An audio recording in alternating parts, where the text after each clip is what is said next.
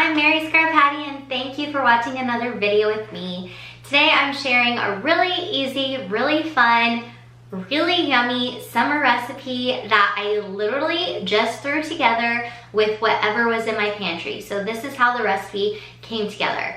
I went to my friend's house to sit in her backyard. We social distanced, we talked. It was really nice.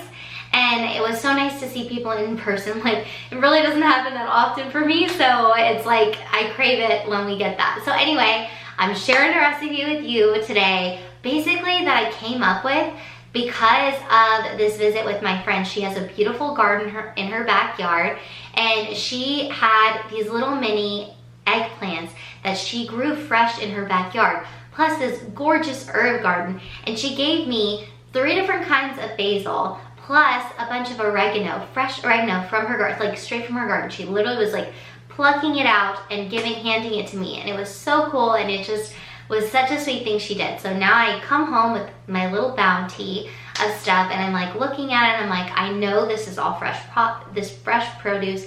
I don't want it to go to waste. I want to cook it right away. And so I tried to think of what I could make. And I had a few tomatoes left over that were like kind of not bad, but they were gonna get bad if I didn't cook them in a few days. So I was like, ooh, I'll make a little thing with eggplant and tomato. And then I thought, oh, I actually have frozen zucchini in my freezer, and I have frozen mushrooms. So I was like, oh, I'll make ratatouille. So I made Crockpot ratatouille. I just basically made it up. And I mean, obviously I didn't make up ratatouille. That's been around for a long time. But I just took anything that would, like any vegetables that I had in my freezer in and around, and I just put them all in the crock pot. I put the herbs and seasonings in there. I put a few little like olive oil and other things to spice it up. And I let it cook over a few hours. And what's great about the crock pot in the summertime is not only is it a nice, healthy, hearty, filling, but super light, like healthy meal, but it's also not going to heat up your house. I live in Austin, Texas. Putting on the oven in Texas summers is like a nightmare. And of course, ratatouille is good all year round, but it was just cool to have all these little fresh items. So I'm going to share with you how I made this ratatouille. And what it's great, it's like throw anything that you've got in your house that are fresh veggies into the crock pot and make a delicious meal. So these are all items that you can easily find in your home. I have them in mine, and I'm really excited to show you how I made it. First, I'm starting out with the cutie little eggplants from my friend's garden. Shout out to Savannah, thank you for the eggplants.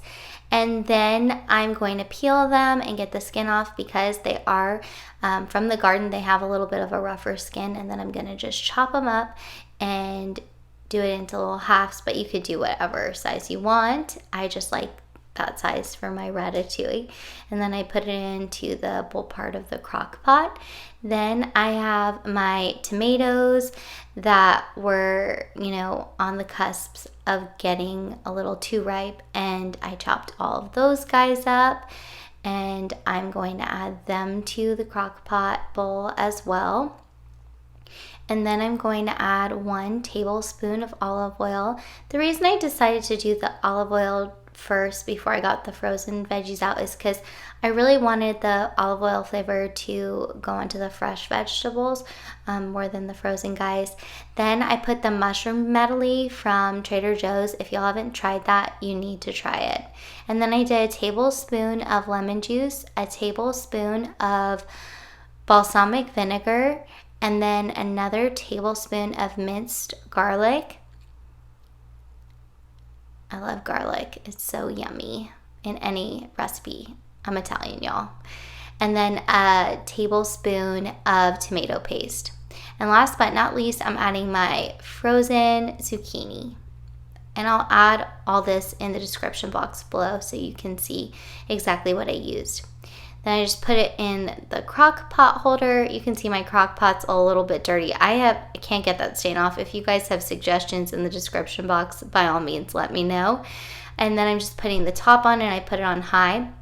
As you can see, I let it cook down for like an hour or two, and it was pretty nicely cooked, but I just wanted it to have a long time to marinate, get all the flavors in there, and get extra yummy. So I just mixed it around. so that everything was a little bit more blended. And then I put the cover back on and I let it cook for a little bit longer. Now, as you can see, I'm getting the fresh herbs from my friend's garden and I'm just plucking out the ones that I want. So I had purple basil, I want to say mint basil, but that's not correct. It was regular, like standard basil, purple basil, another kind of basil that I'll put in the description box that I can't even think of, and lots of oregano. That's the little tiny leaves that you can see on there. And I'm just breaking them up so that they're not like big chunks. I wanted as much blended in as possible. Now, it was a total mistake that I didn't put it in from the beginning, but it's all good. It still had a lot of flavor and came out delicious. So it's never too late to add seasoning, y'all. And now you can see that I'm cooking my cauliflower gnocchi. This is just the base I wanted to put for my ratatouille, but you could have ratatouille by itself or over anything. And then I put it in my air fryer. Shout out to my amazing boyfriend Matthew, who gave that to me for our 1-year anniversary. I love my air fryer. It's amazing. It's worth the investment. As you can see, it looks like I overdid them, but to me, I think they come out perfect this way. I did a cup of the cauliflower gnocchi, and then I got 3 servings out of the ratatouille, and as you can see, these servings are giant, but I like a nice big serving for myself. And then I put fat-free mozzarella cheese on top. I loved this recipe. I put the ratatouille in the video over the cauliflower gnocchi, so it was a fully vegetarian vegan meal. I did top it with some fat-free cheese, so obviously vegan wouldn't put that on there, but vegetarian, it's vegan and vegetarian friendly the whole meal. And then I also used the last batch because I got 3 batches out of that pot I used that over polenta, sliced polenta and roasted, but I just didn't put that in the video because I didn't film it.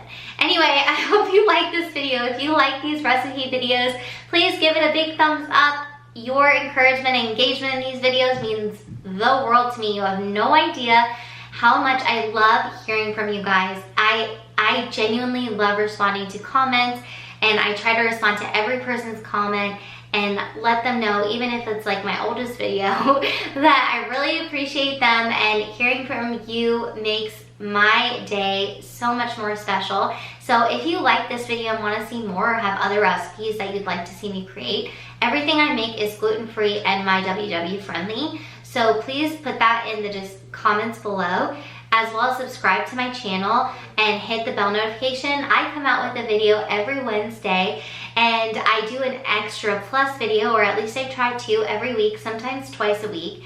And that's normally on Friday or Monday, but you know, there's no scheduled video for that extra video. So if you want to know when that comes out, hit the bell notification, always be informed when my newest video is out.